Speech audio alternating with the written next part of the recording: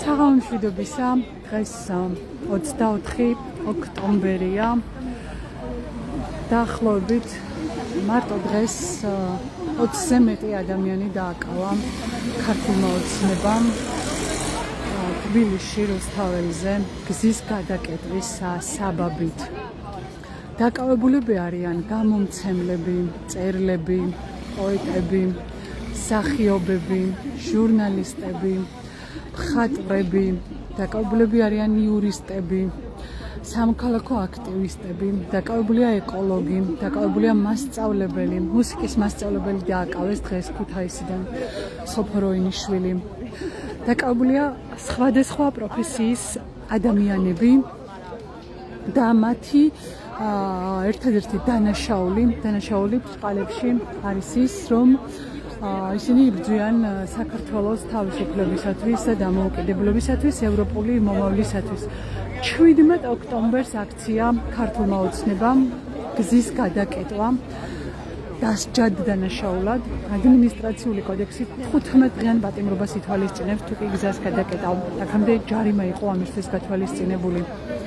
ასევე 15-დღიანი პატიმრობით ისჯება საპროტესტო აქციაზე პირბადით ყოფნა. ქართული ოცნება აგრძელებს დაკავებების სერიას და ალბათ ჩვენ ხვალ კიდევ ნახავთ ახალ დაკავებულებს. აქ ხედავ რომა დოლაბერიძეს, გამარჯობა. მინდა ვკითხოთ, დღეს საუბრობთ რეპრესიებზე, რომელსაც ქართული ოცნების ხელდასხმით, ქართული ოცნების გადაწყვეტილებით, ერთპარტიული პარლამენტის გადაწყვეტილებით შინაგან საქმეთა სამინისტრო აღასრულებს. ისინი აპატიმრებენ საქართველოს ევროპული მომავლისათვის მებრძოლ ადამიანებს. როდესაც ამ ამბებს ისმენთ, თქვენი როგორც ერთი მოქალაქის რეაქცია რა არის ხოლმე? ძალიან უცნაური მოცემულობა გვაქვს, იმიტომ რომ რაღაცა დიქტატურის რაღაცა ახალი ფორმები, ან დიქტატურა რაღაცა სხვა უნდა პოლიტოლოგებმა საერთოდ სხვა ტერმინი უნდა შემოიტანონ. წარმოიდგინეთ, მილიონების მოპარვა შეგიძლია, ოღონდ დავერე პირბადი არ გქონდეს. თუ პირბადი გაქვს და ისე რაღაცა საერთოდ იყოს, მაშინ გარანტირებულად დაგავენ და ხარიბაშვილის და მისი პლანის თავიდან ბოლომდე კორუფციული საქმეები და საკითხები ხომ ნახეთ, როგორც ადამიანებს არც აკავებენ, ვითომ რაღაცა ფორმალურად საზოგადოების დასანახად რაღაც პროფესიონალი წარუდგინეს თავიდან ბოლომდე თეატრალური სპექტაკლი. და რაც შეეხება დანარჩენ მოვლენას, აკავებენ ადამიანებს, აქტიურ საზოგადოებას და მაქსიმალურად ცდილობენ, რომ ესეთი აქტიური საზოგადოება ადამიანები, ვინც ვისაც წინააღმდეგ გაწევის უნარი აქვს, ცდილობენ თავიდან ბოლომდე ჩამოაშორონ აქტიურ ცხოვრებას, აქტივის ჩამოაშორონ, ასე ვთქვათ. და ამისთვის ყველაფერს აკეთებენ აბსოლუტურად. ეს არის თავიდან ბოლომდე რეპრესიაზე გადასული და დღეს ჩემი ერთ მეგობარი ამბობდა, რომ ბევრი საერთოდ გვაკლია 37 წლის სტალინისტური რეპრესიებს, ხოლო გვაკლია დახვრიტები, დანარჩენი ყველაფერი იგივეა. ერთი მიდის პროცესი, ადამიანებს აკავებენ მიზეზოდ, წარმოიდგინეთ პირბადის გამო აკავებენ. საქართველოს სამწუხაროდ დასრულდა დემოკრატია. ეს არ არის დასრულდა თუ აქვთ მცდელობა რომ დაასრულონ? უფრო ხო, ეს უფრო სწორი განმარტება იქნება, რომ აქვს მცდელობა, ძალიან დიდი მცდელობა აქვს ამის, რომ დასრულდეს საქართველოს დემოკრატია და დარწმუნებული ვარ, აბსოლუტურად დარწმუნებული ვარ, რომ ამას ვერ მიაღწევენ ვერც შემთხვევაში, იმიტომ რომ ნახეთ, ყოველ უფრო და უფრო მეტ რეპრესიას, უფრო და უფრო მეტი ადამიანი გამოყავს გარეთ და თავიდან ბოლომდე ხედავთ, რომ ადამიანები რამდენად სოლიდარულები არიან ერთმანეთის მიმართ. პირობითად რამდენიმე კვირის უკან თუ რუსთაველის ქუჩაზე იდგა სადღაც დაუშვათ 100-ან 200 ადამიანი, ბოლო რეპრესიული გადაწყვეტილების შემდეგ ჩვენ ნახეთ, რომ რუსთაველზე ბევრად მეტი ადამიანი. გუშინ მაგალითად ძალიან ბევრი ხალხი იდგა რუსთაველზე. ბატონო, გუშინ წინ იმის წინ რაც უფრო მეტად მოუჭირეს ამ რეპრესიებს, ანუ მეტი მექანიზმი ამოქმედეს, უფრო მეტი ადამიანი გამოვიდა გარეთ და მე აბსოლუტურად დარწმუნებული ვარ, ანუ ყველა ლიტერატურა, საერთოდ აი ყველა ეგეთი მსგავსი ტიპის გადაწყვეტილებები, ეგეთი ანუ მოჭერა მაქსიმალურად საზოგადოების შეზღუდვა საბოლოო ჯამში იწვევს საზოგადოების მასიურ აფეთქებას. ეს ჩვენი ბრალი არ იქნება თავიდან ბოლომდე. ადამიანებს როდესაც უზღუდავ თავისუფლებას, დემოკრატიას, თავისუფალ გადაადგილებას და თავის სიტყვის თავისუფლებას უზღუდავ, საბოლოო ჯამში რჩება მხოლოდ ერთი საშუალება და ესაა საზოგადოების აფეთქება. ეს მოხდა ყველგან მოხდა, მაშინ მოხდა ეგვიპტეში, მაშინ ჩვენთან მოხდა 2003-ში, სირიაში მოხდა და ასე შემდეგ, ანუ ბევრ სხვადასხვა ერთ შენიერ დღესაც მე დარწმუნებული ვარ, რუსეთშიც იგივე მოხდება. ვინაიდან ვიცით რომ მსგავსი რამ რუსეთში უკვე არაერთჯერ მოხდა და ამას ძალიან მნიშვნელოვანი შედეგები მოყვა. საზოგადოების შეზღუდვა თავიდან ბოლომდე ადრე გვიან აუცილებლად მოიტანს საზოგადოების მასიურ გროვებას. ჩემი აზრით ძალიან კარგი იქნება თუ დროზე მოეგებია გონს ვინც ამ რეპრესიებს აწარმოებს თავიდან ბოლომდე და უნდა იცოდნენ ჯამში რომ ამ შედეგამდე ჩვენ საფრთხოდ არ გვიან აუცილებლად. ძალიან დიდი მადლობა, ეს იყო რომა დოლობერიძე. ვართ ბათუმში, საქართველოს საკონსტიტუციო სასამართლოსთან. გეტყვით, რომ საქართველოს საკონსტიტუციო სასამართლოში არის სიახლე.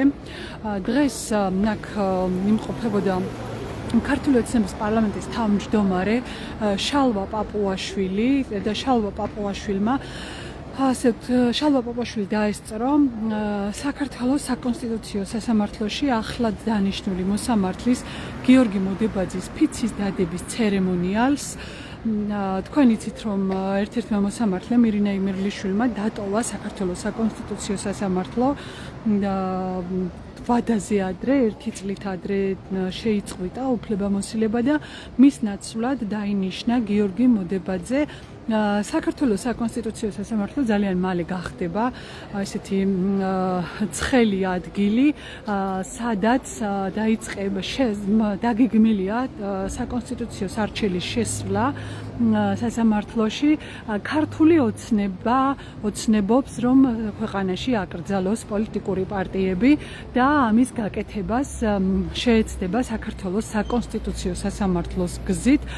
თქვენ იცით, არ ვიცით, უსმენთ ირაკლი ბახიძეს ან განცხადებას, მან თქვა, რომ მალე შევა საკონსტიტუციაში სარჩელი და მას დაგეგმილი აქვს, ყოველ შემთხვევაში ასე დაანონსა ქართული ოცნების პრემიერ-მინისტრმა, რომ 10-მდე პარტიას აკრძალავს 10-მდე პარტიის აკრძალვის ინიციატივას დააყენებს ქართული ოცნება. როგორც უკვე გითხარით, დღეს ბათუმში იმყოფებოდა მიხეილ ყაველაშვილი, რომელიც ქართულმა ოცნებამ დანიშნა პრეზიდენტად და ასევე ქართული ოცნების მიერ დანიშნული საქართველოს და ქართული ოცნების პარლამენტის თავმჯდომარე 2024 წლის საპარლამენტო არჩევნების შემდეგ ქართული საზოგადოების ნაწილი და ასევე ქართული ოპოზიცია აღარ ცნობს საქართველოს პარლამენტის უფლებამოსილებას. ეს არის ქართული ოცნების პარლამენტი და არა საქართველოს პარლამენტი, ასეთია ოპოზიციური სპექტრის შეთანხმება. შესაბამისად მედიაც მოიხსენიებს მას ქართული ოცნების პარლამენტად და ქართული ოცნების პარლამენტის თავმჯდომარედ, ქართული ოცნების პრემიერ-მინისტრად და ქართული ოცნების პრეზიდენტად. შეიძლება ასე ითქვას, რადგანაც მიხეილ ყაველაშვილი არ არის პირდაპირ გზით არჩეული პრეზიდენტი, ის არის ქართული ოცნების დელეგატების მიერ დანიშნული პრეზიდენტი და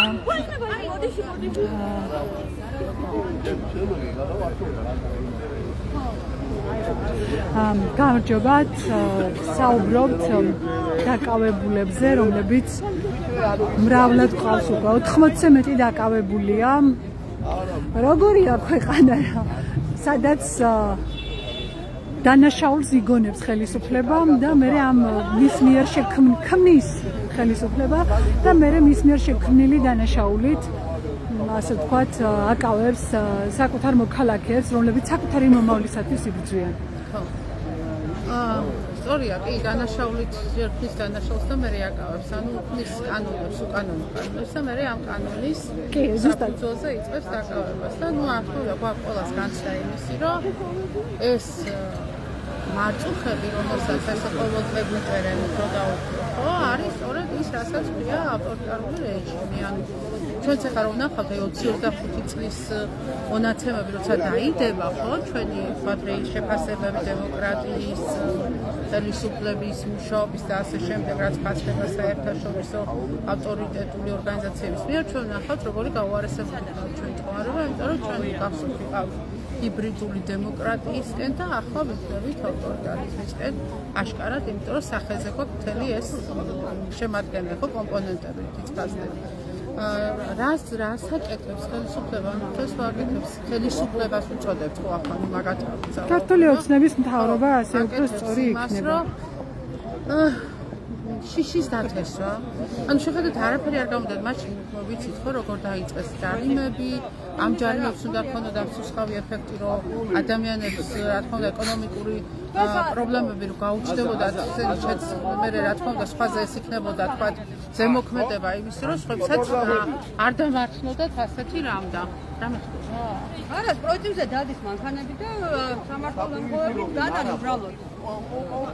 ხო, მოკეთ ეს ვიცით როგორ სოლიდარობა იყო და ადამიანები ამას ყრებით და ყველანაირად ვცდილობთ რომ ერთმანეთს სოლიდარობას გამოდით, ამან არ იმუშავა, მე გაამკაცრეს კანონი, მე ახალი კანონი მიიღეს, მე პირბადის არების გამო დაიწყეს, მე ვთქვათ ის გადაკეთეს და მთელი, რა ვიცი, აი მთელი სპექტრია იმისთვის, ხო?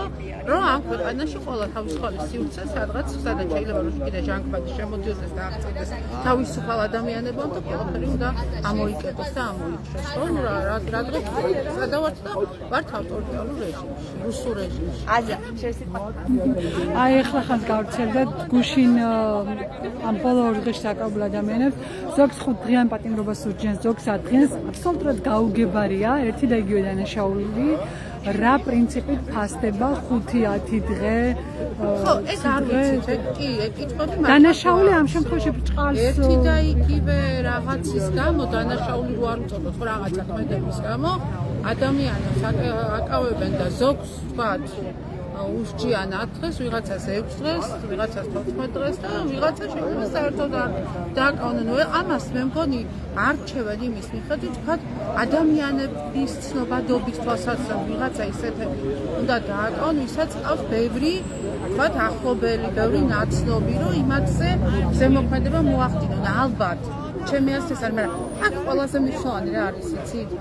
ამათ უნდათ რომ არ გავცოცოთ, უფრო მასშტაბური არ გახდეს ეს საპროტესტო გამოხატვის რაღაცა შესაძლებლობები და იმ ადამიანებს ძალიან ბევრი თვითონაც ხო იცი რომ ძალიან ბევრი ადამიანია უკმაყოფილო იმით რაც იმიტომ რომ ბევრმა ადამიანმა მათ შორის იმ ადამიანებმა რომლებიც აი ესე ჯგუფურად მიყვართ ხოლმე რომ ქართულ ოცნებას ხომ მისცეს ხო რაღაცებით არიან დაბრუნული თქვათ საარსებო შემწეობებით, სამსახურებით, აიფების, სიფრებით და შემდეგ ამ ადამიანებს შორის ძალიან ბევრმა საკუთარ თავზე იგრძნო ამის სუსხი, ხო, ამის ზეწოლა და რეჟიმის და ეხა ხო იმათ აქვს მოლოდინო შესაძლოა ვიღაცები მიემატონ ამ პროტესტს უკვე გარეთ გამოვიდეს, ხო, ეს პროტესტი მათ მხრიდანაც და ეხა ამ შიშის ფაქტორით ამის დათესვით იმათაც აჯერება, მართლა ადამიანებს მართლა ხო ის არა აქვს, მაგრამ რომ სუპი აქვს და სუპს ეჭამს, არა?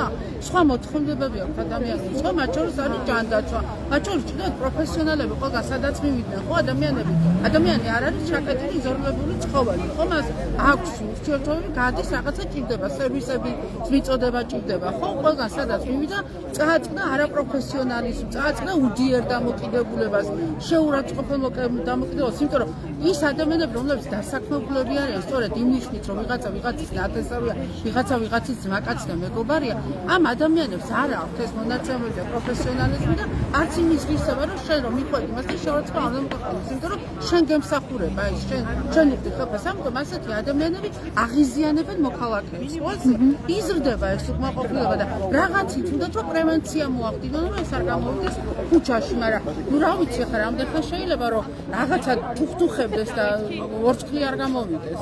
წარმოუდგენელია. ძალიან დიდი მადლობა. ეს იყო ნაზიბროლა რეხვიაშვილი, ჟურნალისტი, დღეს საზოგადოებრივი მაუწყებლის ჟურნალისტ ლიკა ბარსელაია ჩავგულიძეს 5 დღიანი პატიმრობა მიუსაჯეს.